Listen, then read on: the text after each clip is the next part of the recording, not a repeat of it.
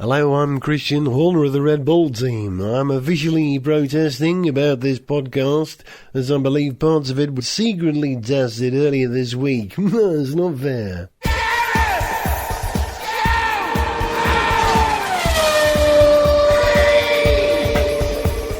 Hello, welcome to a very exciting Gareth Jones on Speed. We've got some exciting news about the show a little later. We've got a very exciting car parked outside, and I've just enjoyed a very exciting Monaco Grand Prix in the company of Zog and Richard. Say hello, fellas. Hello, fellas. Hello. That wasn't bad from Monaco, which can be a snorefest, Richard, can't it? Yes, it can. But that was all right. Stuff happened, and it was still sort of happening towards the end, so can't really complain. The best. I mean, I always find it a thrill just to see the drivers lap after lap threading the car through the eye of the needle that is that track. But it's true, we had some good passing and great little battles there between Webber and Hamilton. Hamilton never actually managed to jump him, but you felt that he was going to do it for lap after lap. Congratulations, we should say, to Nico Rosberg, first son of a Monaco winner to win Monaco himself. Congratulations to the AMG Mercedes team, who seem to have got it together at the moment in terms of understanding tyres. However, at the point at which we record this show, there's an official protest in because it's reckoned it's outside of the sporting regulations for the Mercedes team to have done some tyre testing with Pirelli. They did 1,000 kilometres recently, so it's not just a quick test, that's a fairly comprehensive analysis. Is it unfair? Do you guys understand what's happened here? It would seem very harsh if Mercedes had that win taken away from them on account of this tyre testing thing, because first thing, I think it's fantastic that Nico got that victory. Could see how much it meant to him and how happy he was. And Monaco is always the race that you probably want to win more than any other on the calendar, and for Mercedes to take that is a good marker for how far they've come. But the thing is, as I understand it, Pirelli initiated this test. It was their request. They could have asked any team, and they asked Mercedes to do this test. Yep. And if Mercedes lose out on account of something that Pirelli had asked them to do, and I'm assuming Mercedes had no idea that they might get in trouble or get their wrist slapped for it, otherwise they'd obviously have told the other teams. I thought the FIA said it was all right, though. It's fine because it comes outside of the testing ban, and I presume that Pirelli went to Mercedes because they're the worst case scenario, because they're one of the front-running teams. They're having the most miserable time with the tyres. Their car's basically crap on those tyres and qualifies well and then goes to pieces in the race, as we've seen in previous races. Better today on a different sort of circuit, but possibly also better today because of 1,000 kilometres of testing, which I suppose is what Red Bull and Ferrari are all up in arms about. Yeah. I think Red Bull are upset because they weren't approached by Pirelli, because it was Red Bull who said, oh no, we need to change the construction to the sidewall of the tyres, and so perhaps that's why Pirelli couldn't go to Red Bull for this test, because Red Bull had shown it would look like they were pulling the strings. Yeah. I don't think the other team's protest has a leg or indeed a tyre to stand on this occasion, because it was sort of officially sanctioned. It was requested by the tyre supplier, and there's a line in their contract apparently that says no testing unless it is requested by the tyre supplier, in which case all bets are off. Yeah, as I understand, that's it for me. That's the end of that. Plus, it's kind of funny that Ferrari are complaining, because do you remember a few years ago when Bridgestone was supplying tyres, Ferrari helped write the spec of that tyre themselves. So they've benefited in the past. Now it's someone else's turn. You've got to look at Formula One as like the great story, not just on a race by race or a session by session, but the overall story arc, which means that Williams are due for a win in another 20 years or something like that. What's the car Pirelli used for developing the car? Remind me. It's an old Toyota chassis. It was a Toyota, but I think it's something else now, isn't it? Was it the HRT, quite possibly? Or did they buy that chassis? But I think for the time being, they've just been using an old Toyota or something like that. Yeah. It's not a new car or anything close. I did read somebody a couple of weeks ago saying, well, it would help Pirelli, certainly, if they had access to a current car. I mean, I had no idea. There are differences. Yeah. And so this, presumably, is them enacting that very desire to get some data in controlled circumstances, it's not a race, about what the current cars do to their tyres, particularly the Mercedes, which seems to do terrible things to them very quickly. Yeah, and you have to have a bit of sympathy for Pirelli and the criticism they're getting, because essentially they were asked to make tyres that would go off a bit quicker and wouldn't last so long. They may have gone a bit too far, because too much of the time we're seeing that drivers are not able to push as much as we would like to see them push and fight as hard as we'd like to see them fight. Yeah. But if I was Pirelli's marketing man, I'd be sitting there all the time with my head in my hands, just going, oh, God, not again. Because I know that they were asked to make those tyres like that. And we also know that Formula One tyres have very little relationship to the tyres that we put on our cars, because tyres we put on our cars are treaded and they have to last for designed to last thousands of miles, not designed to last, 20 laps. That's because we know about these things. The more casual observer who just go, oh, what, Pirelli? What, they're in quick fit. And they go, we're going to put some Pirellis on your car.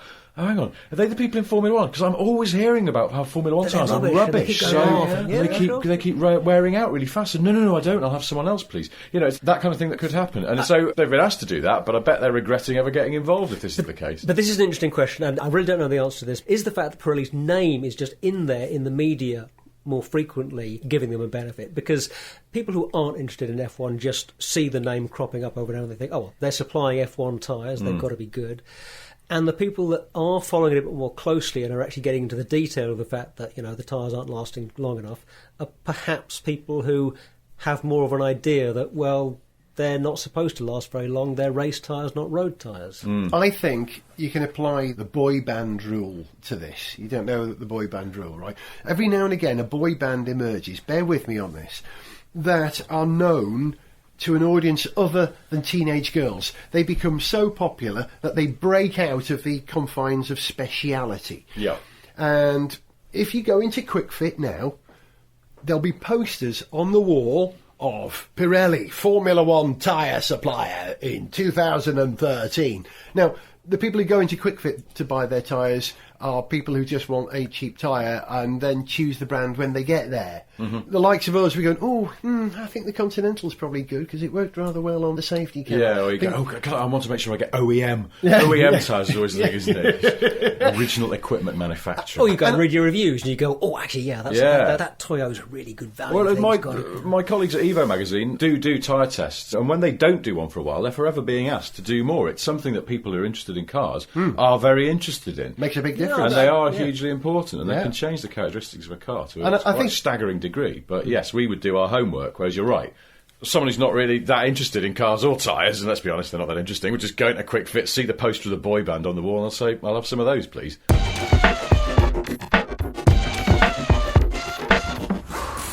Good afternoon, I'm looking for some new tyres for my car. Certainly, sir. Did you have any make in mind? Well, I've always trusted the Beatles tyres. Very smart. You can hear all the words. Oh, sorry, sir. We haven't done the Beatles for years. Oh, that's a shame. I remember my nephew talking about an excellent range of tyres recently. What were they called? Aha! You got those? Blimey, no. We ain't stocked those for 25 years, sir.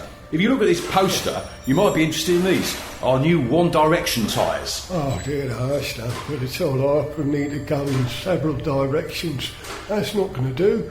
Do you have anything else? Well, I did just find these in the back. There's some old stock called Wham tyres. These particular ones are in a spec called R16 George Michael. How do they perform? Well, mostly pretty good. I just wouldn't try and use them on the M1. Sniff Petrol with Gareth Jones on speed! Probably tell from the sound of the children playing in the background and the wind over this microphone that we've come outside for the next bit of this episode, because Richard has turned up with a rather attractive car for us to discuss. Go on, you tell him which one it is. This is the Jaguar F-Type V6S. Oh, it's the S version. It's the S. So this is what it seems rather stupid to say, but this is the mid-range model. There's a V6 without the S, which has the same engine. It's still a supercharged V6, but then there's the S, which has a little more power, and then you've got your V8S, which I gather is utterly nutty. What do we know about this engine? Was this new for the F-Type, or was this in previous Jags? No, it's just been put into the XJ and the XF, but only for the US and China and places like that where they prefer a petrol engine, so it's sort of more efficient. It replaces the normally aspirated V8, so it's 3-litre V6 with a supercharger on it. Yeah, I think it's related to the V8, but only very loosely, and it's basically a new engine, and it's pretty good. It's grunty, and it makes a nice noise, but we'll get onto that in a minute. I want to make you both go, ooh. Go on. And I'm going to do it by, first of all, walking up to the car I come with, and I'll show you. Okay. Oh, it's keyless, this one, so keys in my pocket. Yeah. This is how you unlock it. A little button here on the flush door handle. If you've ever seen an Aston Martin door handle, you'll know the same sort of thing. It's flush to the bodywork. It's a little sort of lozenge inset into the metal, aluminium in fact, in this case, because the car's all alley. So I push the button Nice. Nice. We mentioned this when we were at Paris. Yeah, the door handle emerges out of the door like a wedge just by touching a little button on it. That's neat, isn't it? Right, and that's what I discovered, because I was a bit baffled as to how to lock it in a keyless way, but in fact all you do to lock it is just push that thing in again. And that's locked. And that's locked, all secure. If you want to alarm it as well, you do that. Oh, well, you should do that. Anyway, that's opened it up. Touch the button again. You mentioned new. This guy's not so new to me because I had a climb over one with you at Paris. But Zog, you've never seen one in the flesh before. No, and I have to say, I went ooh when I saw it. I was walking up to the house earlier. Because I didn't know you had this week, and it is a cracking looking car. Favourite bit? It's a beautiful looking front end. The lines on the bonnet and the little grills through which you can see supercharged. I just noticed that in the past on the supercharged XF and I think on the XK as well. The grille on the bonnet that is apparently functional and lets heat out from the supercharger. It's the grille itself on the outside has supercharger written on it. Not this one. It's just the grille, but when you look through it on top of the engine, you can see the supercharger badges on the engine itself. Striptease. It's nice. It is nice. Now, one question. Also, sorry, just while we're still on the grills, when you're sitting in traffic, you can see a faint heat haze coming up through them, and that's nice. It just makes you think, yes, there's a thing under there. There's a world of a difference between seeing a car on a stand at a motor show and seeing it, in my case, parked outside my house, on the street. They always look better parked outside your house, don't they? But it's worth saying that this is the convertible. Yep. And as modern convertible roofs tend to be, it's a lot more elegant and better looking than they have tended to be in the past. But I'm wondering what it looks like with the top down, because I think you should. Go on, show us. Now, in order to do this, I think you can do it with the engine off, but I think I might as well start the engine. Gareth, if you would like to position yourself near, now this being the V6 is one way, if you're following an F-Type and you want to know whether it's a V6 or a V8, the V6 has two pipes in the middle. Yep. The V8 has quad pipes, two either side. It's a little spotter's badge thing for you there. So this being V6, two massive pipes in the middle, and they're quite noisy. I'll go and start it up. Okay, I'll position myself in an appropriate position with the microphone. Play silence, please, for the Jag F-Type S.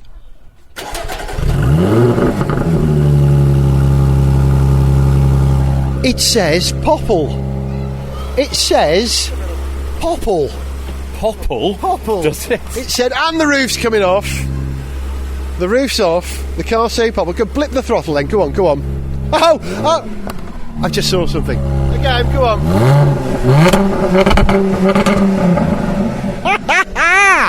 It does sound sweet, doesn't it?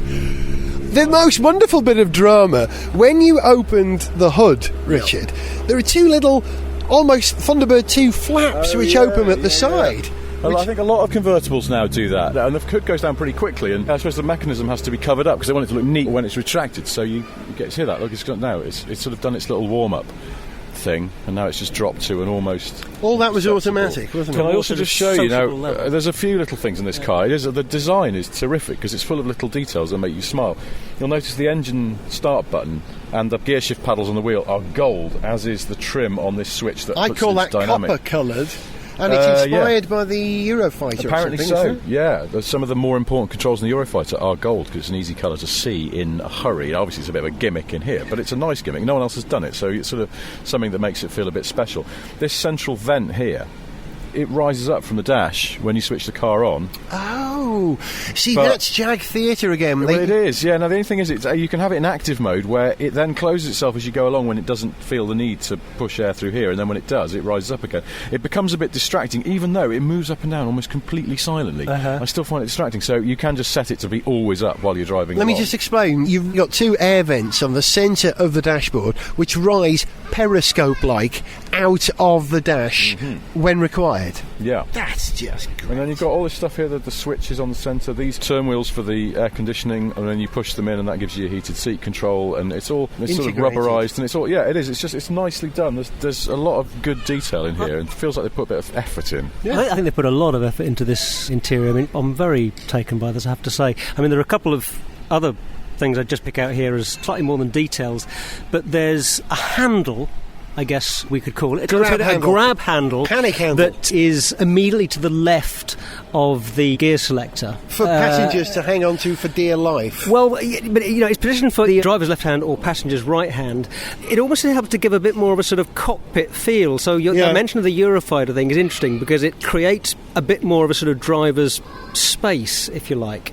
I don't think I've seen that before. Let's have a look around the car. We've talked about the interior. Let's just talk about the exterior. I know Zog likes the fluting on the bonnet and all that, and the fact that this grille, that's not trying to be an E-Type, it's not trying to be an XJ, it's its own thing. That's another nice detail. While we're here at the front, the headlight sort of look like camera lenses, and they've got a little bit of writing with Jaguar and stuff around there. So again, it's just they put a bit of work in, which is good. Little detail. It's like you might get on a very expensive watch, the name of the brand written around the bezel. It's written around the inside of the headlamps. That's neat. My favourite part of this car is the rear end.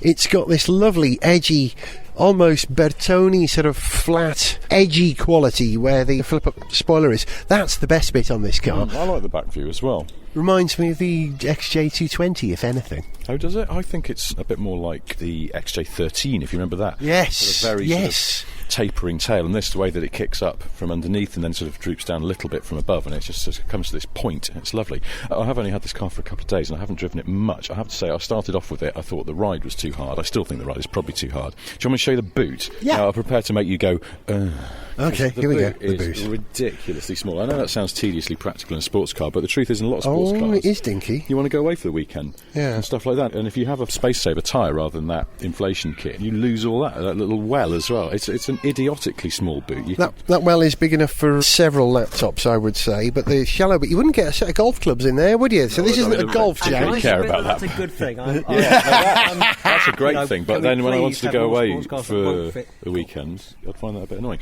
It's I think, minor, but at the same time it's actually not a minor point. It's quite annoying. Anyway, I'm not going away for the weekend in it. I am going to go and drive it some more.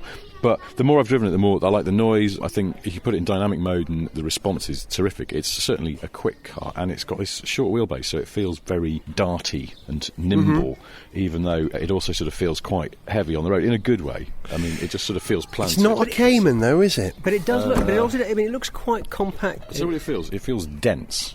It feels like it's sort of pure, solid, concentrated sports car. But every time you were a bit annoyed by the boot, I think you should just sort of walk 20 paces away, turn around and look at it. Yeah. And you'd probably be all right again. All right, let's go over here. 20 paces. 10 will do. 1, 2, 3, 4, 5, 6, 7, 8, 9, 10. Yeah, you're right. Yeah, that's lovely. Yeah. It's very pretty, isn't it? Do you get a lot of lipstick marks, people kissing that car? Not so far, but then I have been driving as briskly as the law will allow. Do you want me to make my door handles go in again from over here? Yeah, look, I'll just lock it. Look at that. There they go. Theatre. Actually, now that I'm looking at the rear, that rear three-quarter view is looking pretty good. The way that those rear haunches, with the roof down, you notice them a lot more. Now, the only thing about it, the other thing that I think has been quite contentious, and I know from somebody within Jaguar was contentious even within the company, is the price. You know, that's basically an 80 grand car, which is a lot, because I think some people look at it and they go, well, isn't that just a rival for the Porsche Boxster or even the Mercedes SLK? And it's not, because it is quicker than those cars, but it's a two-seat sports car, so I think people automatically assume it. Yeah. However, my wife has this freakish sort of Rain Man ability to guess the price of any car and guess it correctly. I'm starting to think she's cheating. Because any given car that I borrow, she'll go, how much is this? And I'll go and guess it. She'll go, is it? And then she'll guess to within 50,000. Yeah. So we got in that and she went, how much is this? And I went, go and guess. And she went, it's. And I thought she's going to say 50,000 or 40,000 even, Boxster money. Yeah. And she said, is it £79,000? I was like, well, yeah, it pretty much is actually. Why did you think that? And she went, I don't know, it's a nice car, isn't it? And yeah, but it wouldn't, it's Porsche Boxster. And she went, oh, I'd have one of these over a Boxster. This feels like a nicer car. Yeah, but so, maybe they're not wrong. They seem to have sold loads of them already, according to Jag. They're saying their order book's full, la, la, la. So maybe the pricing's right, and they're making a load of money on it as well, which more power to their elbow means they can do more nice cars like that. But, Richard, you are forgetting something, that your wife's maiden name was Glass.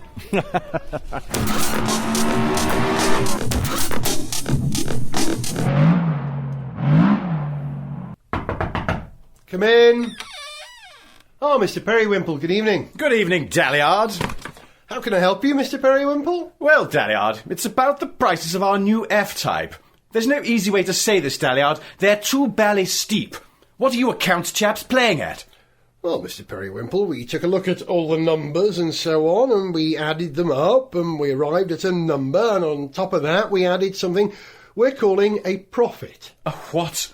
A profit? What kind of dash Johnny foreign nonsense is this? Well, sir, it's a sum of money over and above the costs involved in developing and making the car, which enables the company to remain solvent and to reinvest in research and development of future models. Baldercock! I've never heard such nonsense. A profit? That simply isn't the Jaguar way. Now come outside and help me drag in this tree in order to make some new interior trim. Mr. Berrywimple, do you know what year this is? Of course I do. It's 1957. That's a 24-hour clock. Well, piff and tittletash. Bah. Gareth Jones on speed. A few things I want to talk about before we wrap this show. The first one is, have you two seen the Formula E car that was released a couple of weeks ago? Have you seen the picture of it, that silver thing? No, actually. Yeah, in that case, they need to improve their PR department, Formula E, because if people like us who really care about cars aren't seeing this, they're missing a trick. Let me tell you about the car. The original car that we saw for Formula E was an F3 car, which had relatively crudely had some batteries slung in it and an electric motor where the IC engine used to be. And it looked all right, but it looked like a Formula 3 car, which, as we all know, is not as dramatic as an F1 car. What they've done now, Renault have come on board as partners because of their big connection with Nissan and the electric car range that Renault Nissan are offering. You know, Formula E has become very exciting for them. And they've released this picture of a car which was an F3 car, but it's been properly tweaked. First of all, the whole thing is that sort of chrome colour that the McLarens are at the moment, and it's got these extra aerodynamic sort of sweepy back things going on. It looks, believe it or not, a little bit like the A1 GP car used to. You know, that kind of been blown by the wind look. And they're talking about running in the winter season. So Formula E would start in October and run through till March, starting from 2014. So it looks like A1GP is back, but this time it's electric. Hooray for that. Question, what is the deal with in-race recharging or topping up or whatever? Answer, they're going to have two cars. Seriously? Yeah.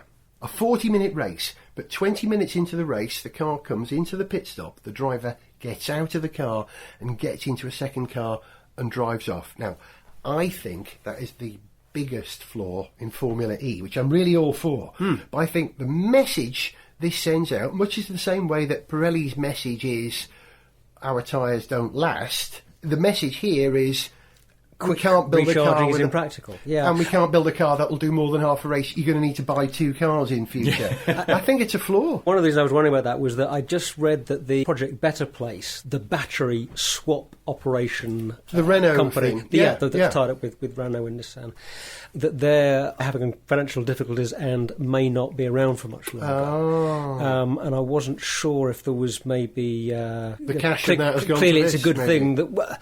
Well, as I understood it, Renault and Nissan were using Better Place technology, but I don't think they'd invested in them as such, had they? They hadn't bought them out. don't know.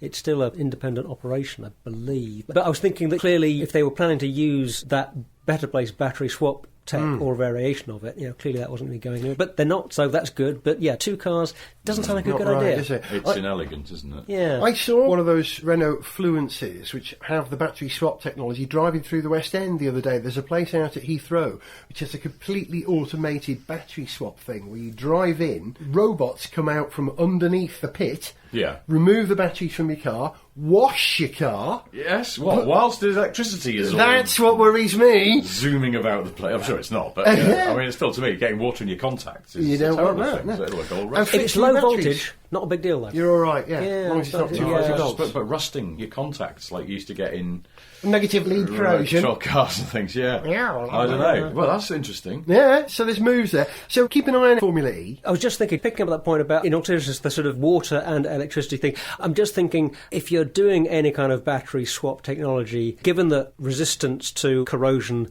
is a bit of a priority for anything you're going to put on a car that's going to run anywhere in Northern Europe, I'd be pretty confident they should They've be on thought top of of that. that. I think they probably thought of Well, that. I now think you say that, but of maybe course, not. I mean, we are talking about Renault. I mean, you'd like to say that if they're selling cars to people who have families and have kids in the back, that they would have thought to allow all the trim to remain attached to the car. But from the experiences of friends of mine who had Renaults, that's not always the case. Fair point.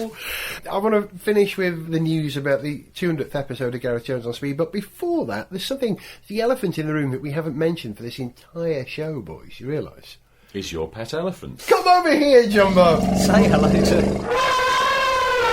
Not that. No, the fact that in 2 years' time, returning to Formula One, McLaren Honda. How exciting is that?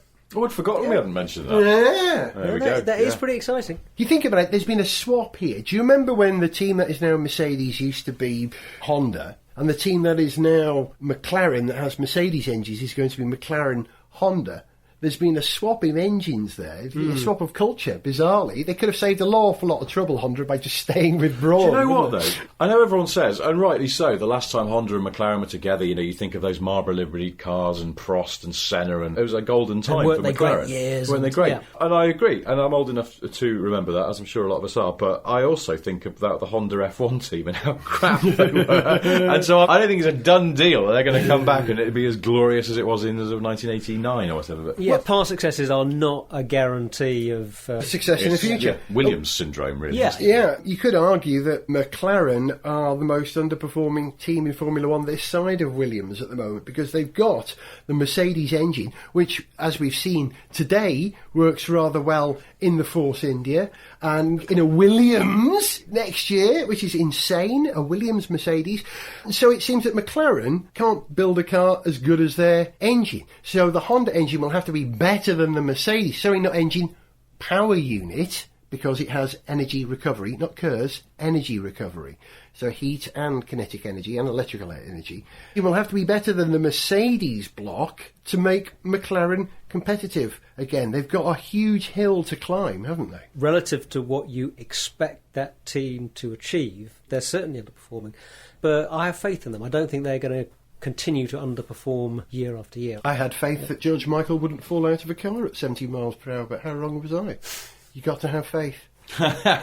Sorry, boys. Doesn't Mercedes Williams sound like a forgotten member of Destiny's Child or something? A Mercedes Williams sounds almost as bonkers as a Ferrari Renault. Do you know what I mean? It's all changed. Toro Rosso are going to have Renault engines. Basically, Renault are getting out of Williams, I think, aren't they? They think we'll be better off with Toro Rosso. We've got to be. Unusual times ahead. And that much is certain, because this has been Gareth Jones on Speed, as you know, episode 199. And the fact that we've been doing this programme for 9, I was going to say seasons, but I shall say series for Richard's benefit. The fact that we've been doing it for that long and have got to episode 200 is a remarkable achievement when you're considering that, it's made by a bunch of hooligans in a living room in North London.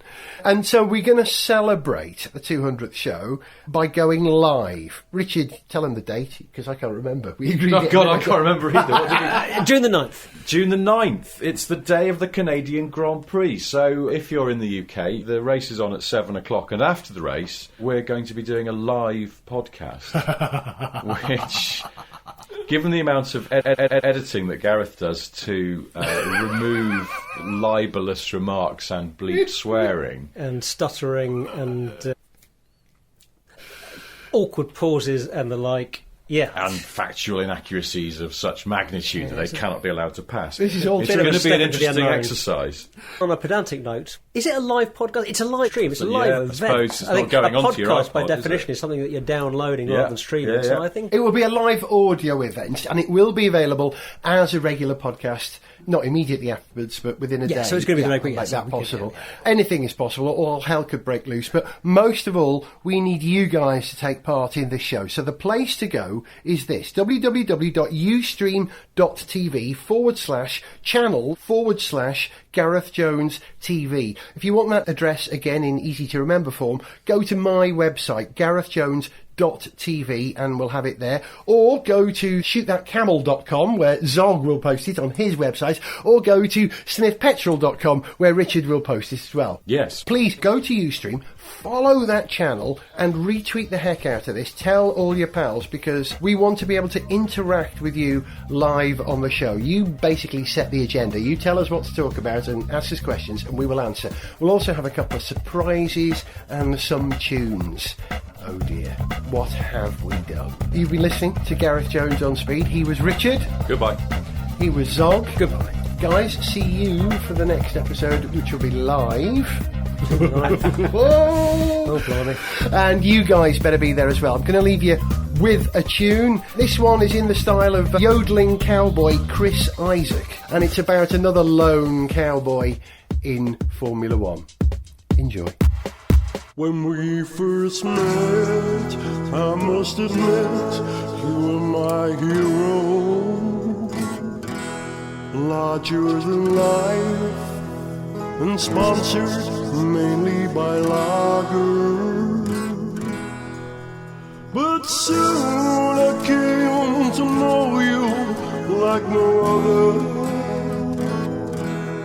You called me Ralph, I called you Mike, you were my brother. At Silverstone you had, let's say, a setback. You streaked away and went at it like a terrier. I'd always been proud, but just like the crowd, we couldn't have been happier. And I admit, I too had to laugh when you struck the barrier.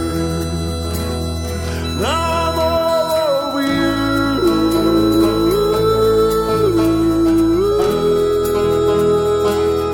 I'm all over you.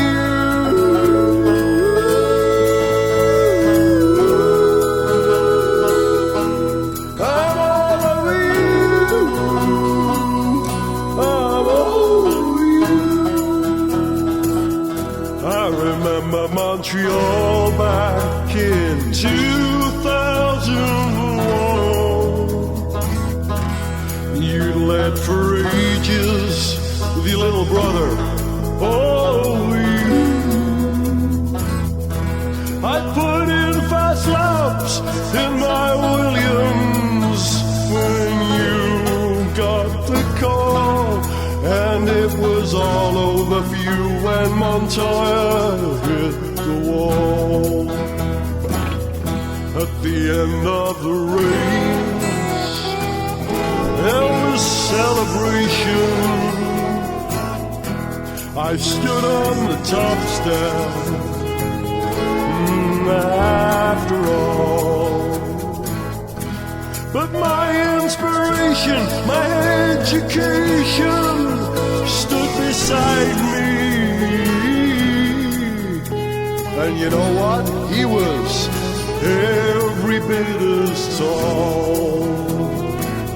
Now I'm all over you.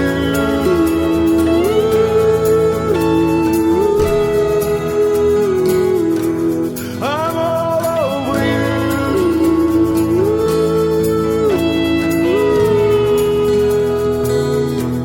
I'm all over you.